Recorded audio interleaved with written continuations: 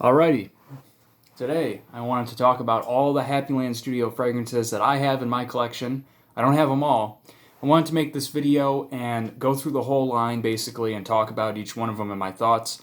If you're new, give you a good example of what the house is like, and I am part of the Facebook group. I suggest that you go join that group if you have any of these and you enjoy them and you want to learn more and chat about people and stuff like that. And I have seen a lot of people on the Facebook group asking for suggestions and things like that. And well, I do have a YouTube channel, so I figured I'd put it to good use and talk about them. I am missing a couple. We'll talk about those. I'll talk about them now. I'm missing 3 of the newer ones. Dawn Buster, which is kind of a middle-of-the-road coffee. I think it's a coffee fragrance with a little bit of citrus kind of thing going on. Don't have that. Dranibus, which is a very fresh herbal sort of fragrance with clary sage and herbs and cannabis, and don't have that one, of course. And then El Gudo, which is supposed to smell reminiscent of 1970s kind of clubbing fragrances. Kind of fruit, brandy, beeswax, some other things going on. That's the one that I think I like the most. Definitely sounds up my alley, and it has this beautiful, awesome purple label on it. Purple is my favorite color. Yeah. So those I don't have. I can't review them. I'm sorry, but there are plenty of good reviews for those. Have to get El Gudo soon. So yeah, and then I'm also missing Hommeland Extreme, which is basically a flanker of the Hommeland fragrance, which is supposed to have a lot more smoke at the top and some suede in the dry down and things like that. Very, very strong and bold and masculine. Yeah. So let's start with the one that I'm missing currently because I just can't find it. I just saw it the other day. I don't know what happened to it. And that would be Blue Fire. Blue Fire is a very, very interesting fragrance. It's very unique to my nose. I have not smelled anything that even comes close to it. Very wacky is the best way I could describe it. And I would say that actually of all the ones I've smelled, it's the one that's the most unique and fresh almost. The top of this fragrance has this strange note. It's tea, I believe, listed, but to me it almost comes off a bit like celery. It's very green. It almost smells like grass or celery or something like that. And then the tea note starts to come through for me. And then there's this powdery iris that mixes with this sort of very raw, very realistic smelling sort of strawberry. And those coming together kind of make a creaminess. And then there's also some liquid gin in there. So you do get a boozy vibe sometimes. So at times this fragrance to me smells like celery, which I actually don't mind. It's kind of cool. Sometimes it smells like a creamy strawberry sort of drink or something like that. And then sometimes it goes fresh and herbal with the liquid gin. I'm not the biggest fan of boozy fragrances. Gin especially probably is lower on the list of types of boozes that I like. But it does make it smell very fresh. That's the best thing I could say is that gin added makes it fresh. And at times it even smells a little bit like a strawberry daiquiri. I wouldn't say this is a super sweet fragrance, but yeah. Very strange. I don't love it, but I don't hate it. I wear it sometimes. It's quite a wild card fragrance. That's one you're going to definitely have to test because you might not like it, but you might fall in love with it. Okay, then we'll just kind of go down the line here. My next one is, if I don't drop it, Cravat Noir. I don't know why I'm showing them because you're probably not going to be able to read the label. Cravat Noir is supposed to be an amped up version of YSL's Tuxedo. I don't have any experience with that fragrance, but I'll tell you with this one, it's kind of like a fougere style fragrance that has kind of the oak, mossy, lavender, woods, vetiver, and vanilla in it. And this to me is basically one of my ultimate dress up scents. Okay, this is the fragrance that I'm going to wear if I need to go to a wedding or if I need to go to something where I want to feel a bit more dressed up and handsome. Although I will say that of all the fragrances in this line, I think this is one that is the most versatile because I think this could work totally for an office scent. I think it would be fantastic. I think it could be a signature scent for someone. It has that sort of characteristic to it where I feel like people could really just wear it all the time. And I think it would actually work as a date scent too. Yeah, it's very, very nice. Citrusy at the top. The spices come in, lavender, a little woods, vanilla. And then I also get a note that isn't listed in the note breakdown or of YSL's Tuxedo, but I get like an apricot-y peach sort of vibe. Not very strong, but I kind of get that there. So it's fresh, it's handsome, it's actually a little bit warm at the same time. Absolutely amazing. I don't own any full bottles of this house, This is one, I will definitely get a full bottle of this one. I could see myself wearing it all the time. It's an absolutely phenomenal fragrance. Next, we'll go to Cuir Cafe. Cuir is French for leather. And this one, at its core, there's more going on, but it's basically coffee and leather. And there's some saffron and some other spices. I think there's some jasmine in there. This is one of the two. There's two in this line that I don't like at all. I got to be honest with you. I don't want to lie. I'm not trying to suggest these. I'm just trying to give you my opinion so you can make your own, own judgment basically. But this is one of the two that I don't like at all. And that's because the leather note that is used in this is so strong and animalic to my nose that I can't wear it. It doesn't work on my skin. It almost smells off to me. It smells plasticky and just so overwhelming. Yeah, I can't, it doesn't work. But the thing is, I see so many people say that they love this fragrance and it's amazing and amazing. And I think, how can all these people like it? It's just so strong and so off to me. People have different noses and different tastes, so maybe you like that. However, I will say, as I've been reading about this and stuff, I haven't worn this or smelled this one in quite a while. Just smelling the cap, I'm getting this spicy saffron sort of smell that I actually really like.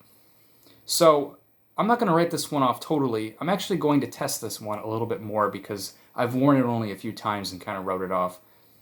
That kind of spicy saffron smell is actually smelling quite alluring to me, so we'll give this one another shot, but it's not one of my favorites. And then we'll come down to Hommeland, which has this cool little yellow label.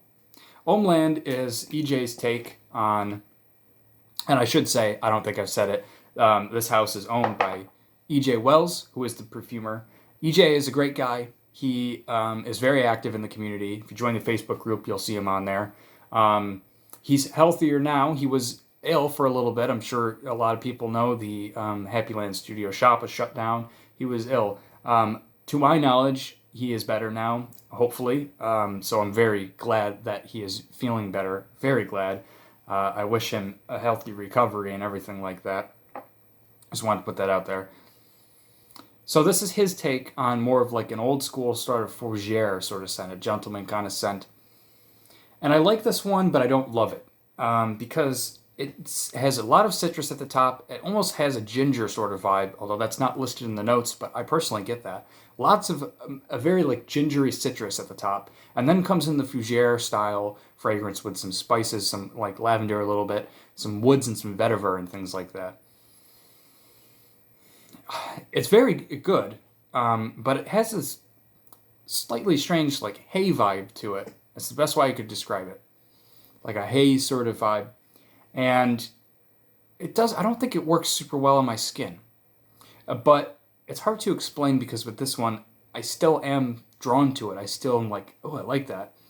But I think that on my skin, it doesn't work quite as well. It kind of has a couple notes that pop out on me a little bit strangely. So I don't wear this one as much. It's not one of my favorites in the line, but I do like it. And if you like, and it is quite old school smelling and quite masculine and assertive. I think this is a fragrance for a very confident man. You might really like that. So I would suggest definitely to check out Hommeland. Yeah, we'll do Barbershop, if I don't break everything. This is the one, I did a review on this, and I had said that I didn't like it at first, and in fact, it was the first fragrance, the first tester that I had purchased from the company, and I was so excited to try it because I like barbershops. And when I smelled it, I was disappointed because the leather was so overwhelming. And I still would say that this is a leather fragrance first and a barbershop fragrance second. I'm sure people would disagree with that, but that's how it comes off to me.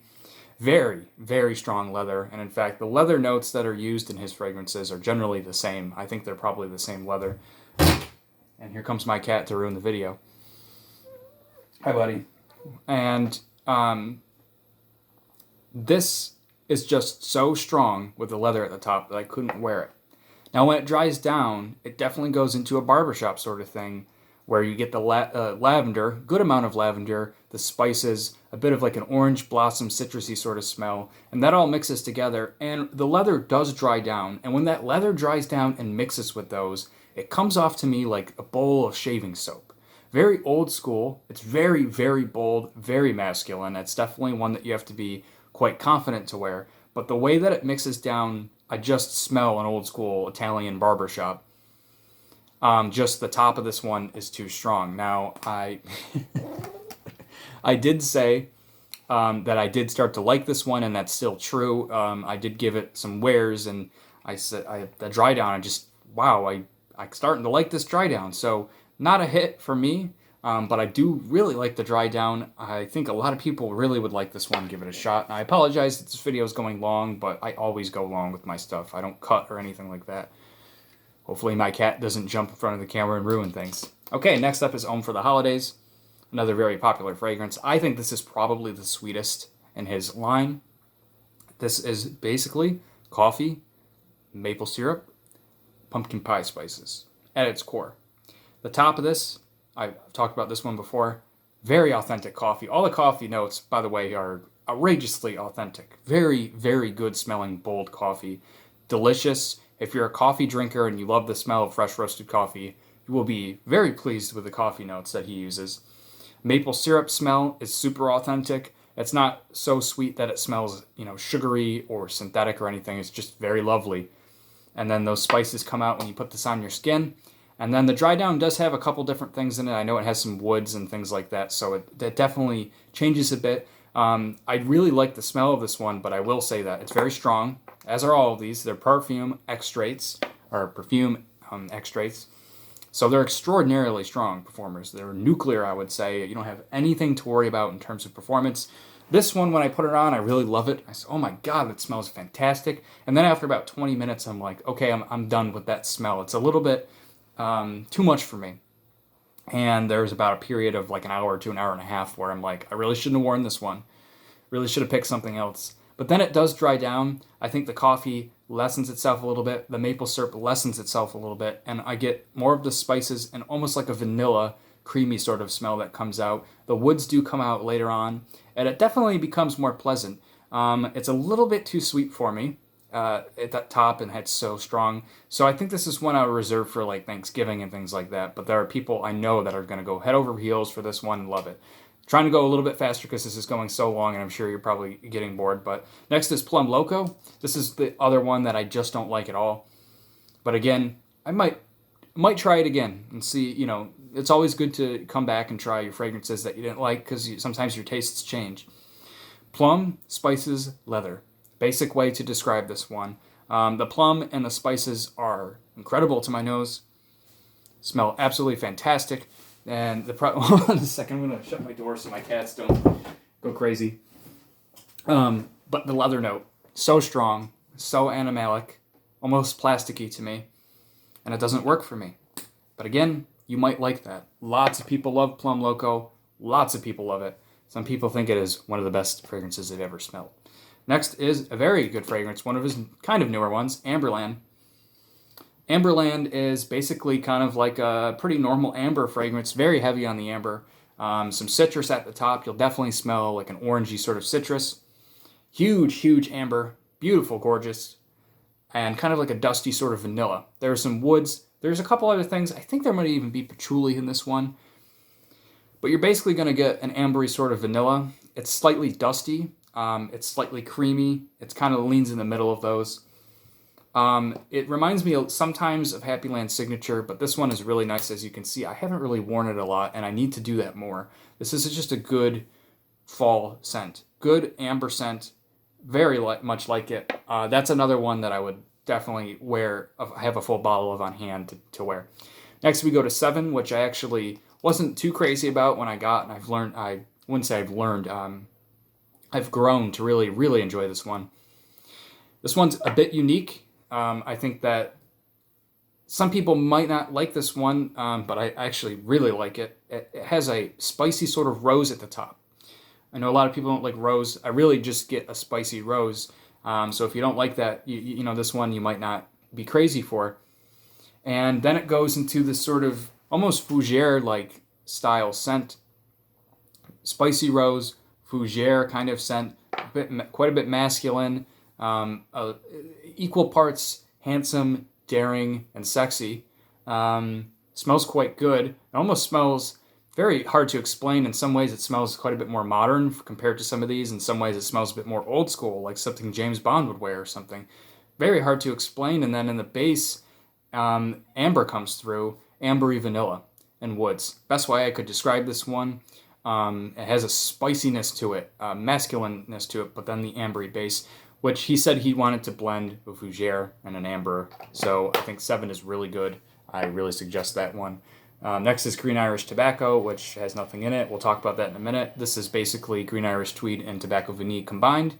I actually don't get any vanilla from this one. I just get a dry spiced tobacco and Green Irish Tweed. Not one of my favorites in the line. Probably not one I would buy a full bottle of, but actually I really do enjoy this one. I've given it a decent amount of wear.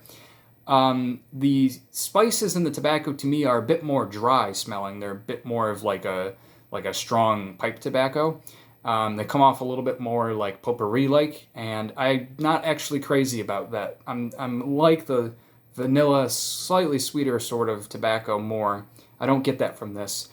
So I'm not crazy about the tobacco smell in this one, the sort of spices used, but the Green Irish Tweed smell is fantastic. It's green and resinous. It's exactly what you would expect. It's amazing. I actually wish that there could be a little bit more green Irish Tweed smell in this. I think this one actually leans a little bit heavier on the tobacco. So this one's not my favorite, but I do enjoy it, and I think that you'll really like checking this one out. Only 3 more. I'm really sorry this is going on very long, but I want to do it justice. We have Paisley Sky, which is super psychedelic. This one has lots of flowers in it, heliotrope, ylang ylang. That one's hard to say. And to me, actually, it just gives off a berry vibe at the top. There's no berries listed, so I'm sure I'm smelling an accord made by the flowers. But it makes a sweet, candied sort of berry smell, which is a bit too sweet for me. Didn't really like this one when I first smelled it, but it has an oud in it. And I love oud in my fragrances, and it's a nice smoky oud. And when that combines with the berry-like flowers, it just makes this trippy-ass fragrance, this psychedelic, kind of like funky fragrance that I really like, and there's patchouli in the base, which you know I love patchouli. So this one becomes quite hippie-like and quite interesting. It's not my favorite because the berries at the top are very sweet to me, but I really like it. It's a very interesting fragrance. I'm going to probably wear it a little bit more. I haven't worn it too much. I'd like to get and test this one again. I would suggest definitely testing this one before you buy it, just because you might not dig it, but I really like the oud in that one, so that one's cool. And next we have Rhyolite, which is absolutely, amazing. Full bottle worthy. He says this is his sweetest. It's definitely super sweet. I would say probably that Homme For The Holidays is sweeter. And this one has toasted almonds, vanilla, this drizzled honey sort of vibe. It's very sweet, but I've reviewed this before, and what I actually didn't realize in the review is there is a smoked incense accord and woods at the base of this, and that's what I'm smelling, this musky, smoky incense that is so cool. It makes it smell like a Middle Eastern style fragrance. It really does smell like that to me, and it's just absolutely wonderful. I love that sort of smell. I would say this is more of a Middle Eastern style fragrance with some sweetness. People have said it smells a little bit like some of the more popular kind of Middle Eastern sweeter fragrances like that. I don't know. I haven't really tried those, but this is amazing. I love the smoky accord. Yeah, definitely going to wear this one more. Last but not least, my favorite fragrance in the line, and quickly becoming my favorite fragrance I've ever worn in my life. Favorite fragrance, yes, more than Burberry London. I think this is becoming as Happyland Signature, which is a masterpiece in my creation, in my opinion. I think that this is just absolutely amazing fall, winter. It is honey, drizzled tobacco with spices, apple pie spices, blueberry, woods, and a bit of an ambroxan in the base to keep it masculine. I've reviewed this one before, so you can check it out, but just absolutely brilliant beyond all description. This is a masterpiece. This is my favorite in the line. You can see that there are some I don't like, there are some I really enjoy, and then there are some that I just am head over heels for. So I'm very sorry, like I said again for the third time, that this is 20 minutes long, but I want to show off all the ones that I have. I'm only missing 3, really. I have to do it justice. This is a house that is legit, man. This is a good house. I suggest everybody checks it out. It's always good to support these smaller businesses, these indie kind of places. I always enjoy doing that. But of course, their perfumes have to be good, and these are just artisanal level. They're niche level, they're artisanal level, they're crafted with immense care. You can tell that EJ doesn't shit stuff out. He cares very deeply about all the fragrances that he creates, even if I don't like all of them. And they are just priced so excellently. About $42. I think they used to be $35, but they're $42 now for a 1 ounce and about $55 for a 1.7 ounce. So decent amount. These are just outrageously strong, so one spray and you're done. I've seen people say they wear 2 to 4. I don't know how that's possible. These are very strong. Actually, and that's kind of a little bit of a problem with some, but that's a good problem to have, though. Sometimes they're a little too strong for me to wear to work, so actually a tip I use is I just wear it on my chest under my clothes, and normally it's pretty good. 24 hours sometimes if you don't shower. 12 hours easily, but 24 hours you'll still probably be able to smell it if you don't shower, things like that. Yeah, the only problem I could say about this company, guys, is that the bottles leak sometimes. A couple times when I've ordered these little samples, they've leaked. Obviously, this one has no juice in it, and you can see the labels coming off because all the juice leaked out. I didn't get to wear. About half the bottle leaked out, unfortunately, and a couple of the others. So that happens sometimes. That's unfortunate because you want to wear the juice that you got. So that's just the only thing, but I don't think that probably happens every time. And I don't know how the full bottles are because I don't own them, but I mean, fire hose atomizers. So yeah, that's Happyland Studios. I hope this video was helpful. Maybe I'll put a description of when I talk about each one. I hope this is helpful, letting you know what to buy. Thank you for watching. Have a wonderful day and smell good.